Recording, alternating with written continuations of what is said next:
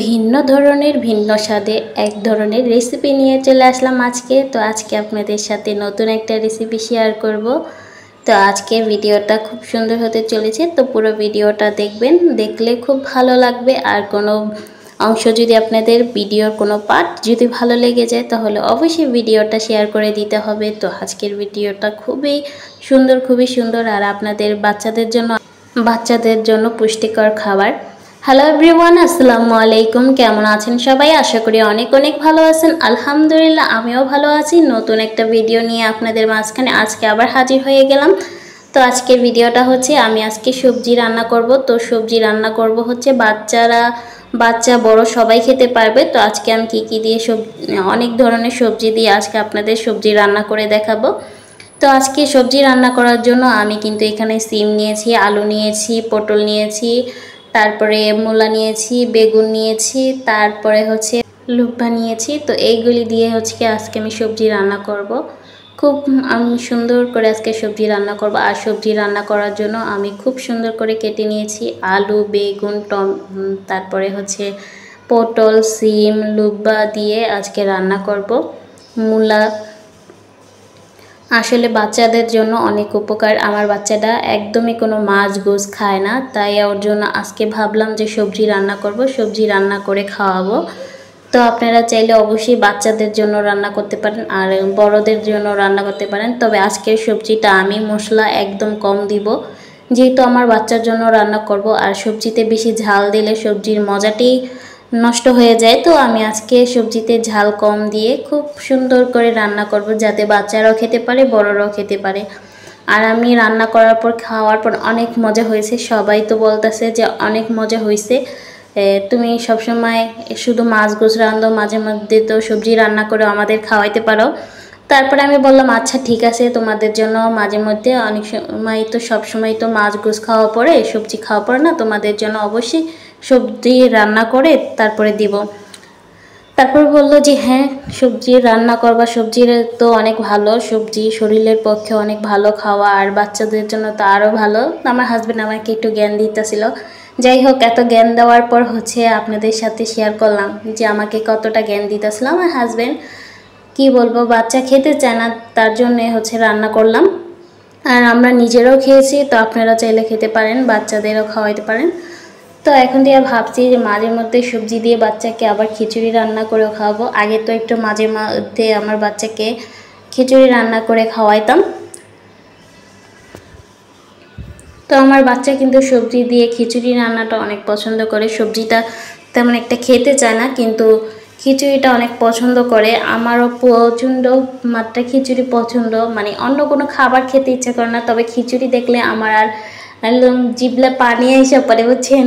এতটা মানে আমার খিচুড়ি অনেক প্রিয়, অনেক মানে বলার বাইরে। আমি খিচুড়ির পছন্দ, আপনি পোলাও, মাংস, গোশ আর কত যা দিবেন আমার কিচ্ছু খেতে ইচ্ছে করবো না। তবে আমার যদি খিচুড়িটা যদি আমি দেখি যে এটা আমার বাসায় রান্না হয়েছে, তাহলে তার কোনো কথাই নেই, আমি একবার জায়গায় 2-3বার ঘুরা খাইতে থাকি।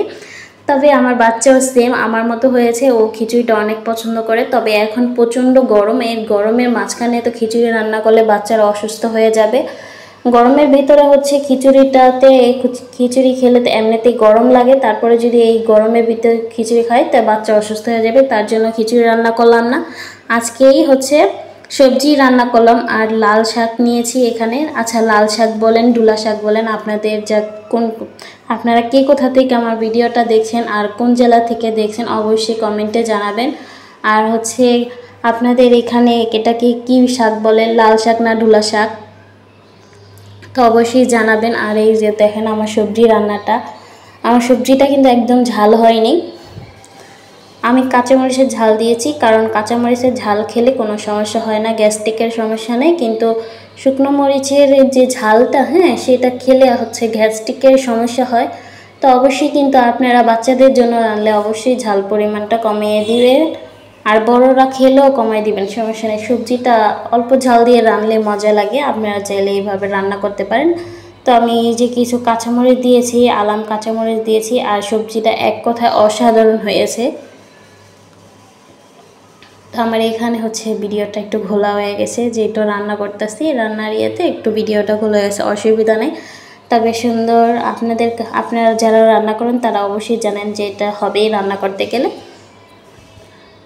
আর আমি এখানে চেক করতেছিলাম যে আমার সবজিটা আমি যেহেতু কষিয়ে রান্না করেছিলাম, তো আমার সবজিটা সিদ্ধ হয়েছে কিনা। আর এই তো লাল শাকগুলি এখন আমি ধুয়ে নিব। আমি সবসময় না এটাকে লাল শাকই বলে আসছি, ঠিক আছে। এটাকে ডুলা শাক বলে আমাদের এখানে, তবে আমি না এটা লাল দেখে সবসময় লাল শাকই বলতাম। তো ওই ছোটোবেলার অভ্যাসটা এখনও রয়ে গেছে। যাই হোক, আপনারা বুঝে নেবেন এটা ডুলা শাক, আর আমি তো এখানে লাল শাক বলি। আসলে আমি ছোটোবেলা থেকে এরকম এটাকে আমি বুঝতাম না যে এটা কী শাক, পরে বুঝছি যে এটা ডুলা শাক। তো ডুলা শাককে লাল শাক যেহেতু লাল লাল পাতা থাকে তাই আমি লাল শাক বলি। কিন্তু আজকে শাকটা না তো বেশি একটা লাল ছিল না, তবে রান্নার পর অনেকটা যথেষ্ট পরিমাণ লাল হয়েছে। আর এই শাকটা খেতেও খুব মজা লাগে। তো সবসময় আপনাদের মাছ গোছের ভিডিও শেয়ার করি, যে ওইটা ভালো লাগে না। তো আজকে ভাবলাম যে ভিন্ন ধরনের অন্য কিছু আপনাদের সাথে শেয়ার করি। আর অনেক অনেক অনেক ধন্যবাদ যারা আমার ভিডিওটা এখনও দেখতেছেন, সবাইকে অসংখ্য ধন্যবাদ এতক্ষণ ধরে ধৈর্য ধরে আমার ভিডিওটা দেখার জন্য। আমার পক্ষ থেকে আপনাদের অনেক ভালোবাসা, অনেক ভালোবাসা। আসলে আপনাদের জন্যই, ভালোবাসার জন্যই কিন্তু আমি ভিডিও বানাই। আপনারা ভালোবাসা দেন বলে ভিডিও বানাই। আমারও ভিডিও করতে ইচ্ছা করে এখন। আগে যেহেতু ভিডিও করতে ইচ্ছা করতো না, যাই হোক এখন কিছুদিন ধরে হচ্ছে ভাবলাম না আপনাদের সাথে প্রতিদিন একটা করে হলেও ব্লগ, মানে আপনাদের সাথে একটা ব্লগ বা ভিডিও যেটাই বলেন না কেন শেয়ার করি, এরকমটা মনে হয়। আর এখানে আমার শাক ধুইতে ধুইতে দেখলাম যে আমার সবজি রান্নাটা হয়ে গেছে। তার জন্য আমি ধনিয়া পাতা দিলাম, আর ধনিয়া পাতা দিয়ে একটু ঢেকে তারপরে হচ্ছে নামিয়ে ফেলবো সবজিটা। আর দেখেন সবজিটার কালার কিন্তু খুব সুন্দর আসছে। বেশি কিন্তু ঝালও না আবার ঝাল ছাড়াও না, মোটামুটি অনেকটা মজার আর টেস্টি হয়েছে। তো অবশ্যই আপনাদের বাচ্চাদেরকে এইভাবে রান্না করে খাওয়াবেন, আর আপনারা বড়রা খাবেন, আর সবজি খাওয়া ভালো। তারপর হচ্ছে আমি শাকটা রান্না করে নিচ্ছি। আমি এইভাবে শাক রান্না করি। অনেকে আগে শাক সিদ্ধ করে তারপর হচ্ছে শাকটা বাগার দেয়, তবে আমাদের এখানে আমরা কিন্তু মানে আমার শ্বশুরবাড়ি আসার পর আমার শাশুড়িকে দেখেছি এইভাবে শাক রান্না করতে, তাই আমি এইভাবে রান্না করি। এইভাবে রান্না করলে হচ্ছে অনেক সহজ, ঝটপট রান্না হয়ে যায়। তারপরে আমি একটা টমেটো কেটে নিয়েছিলাম, যেটা আপনাদের আগে ভিডিওতে দেখিয়েছিলাম। টমেটোটা হচ্ছে টমেটো চাটনি করে দিয়েছি আমার হাজব্যান্ডকে। ও হচ্ছে টমেটো চাটনিটা অনেক পছন্দ করে, তো আমি একটু টমেটো চাটনি করেছি। আর লাল শাক রান্না আপনাদের সাথে শেয়ার করলাম। 4-5টা শুকনো মরিচ দিয়েছিলাম, আর এখানে এই যে টমেটো চাটনি আছে। আর এই তো দেখেন এখানে আমি সবজিটা রান্না হয়েছে। সবজিটা বেশি সবজি রান্না করি নাই, একেতে কালকে গরুর গোস্ত রান্না করেছিলাম, তো গরুর গোস্ত রান্না করে খাওয়া হয় নাই, সেইগুলি নষ্ট হয়ে গেছে, যার কারণে অল্প করে রান্না করা হয়েছে। সব কিছু অল্প অল্প করে রান্না করেছে। তারপরে এইগুলি আমাদের বেশি হয়ে যায়, যেহেতু আমার মেয়ে খেতে চায় না, তো আমরা 2জন মানুষ খাই, আমি আমার হাজব্যান্ড। তো আজকের মতো ভিডিওটা এতটুকুই ছিল। নেক্সট ভিডিওতে আবার দেখাবো। আল্লাহ হাফেজ।